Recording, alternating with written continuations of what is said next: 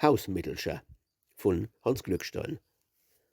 Hat man so 'n richtige Schnuppe verwischt, hat man gleich 'n Kopp wie 6 Büffle. S wär dem zu dumm, bald das tropsende Gesicht, s Schnaufe und s Schneuze und s Schnüffle. Laufen Bekannte em dann in de Weg, tun se die Nas gleich bekrittle. Wissen zur Heilung vom Klobe im Fleisch 1000 und etliche Mittle. Einer der meint, nehm e kräftige Bries, andere die roten zur Kühlung. Warm halte sich dann der nächste ganz süß. Mache Kamilletee-Spülung. Nuff ziehe, bis in der Handkaste nuff, kommt dann so 'n Esel gedackelt. Schneuze, rot gleich so'n Quadratsimpel drauf, dass der dei Treppehaus wackelt.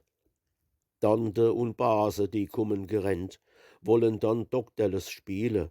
Roten, man soll in 'n Sack mit Zement es schleimige Riechwerkzeug wiele. Es kehren die Löcher mit Brotteig verschmiert oder die Schleimhaut gebickelt.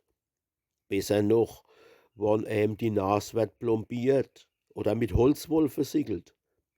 Essig und Wasser, Salatöl und Salz, dichtig gemischt, kennt nicht schade.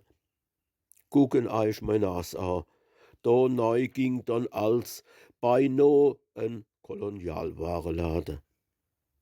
Hausmittel, bleib mit dem Zeug aus der Nas, bloß mit deinem Taschentischel ropse.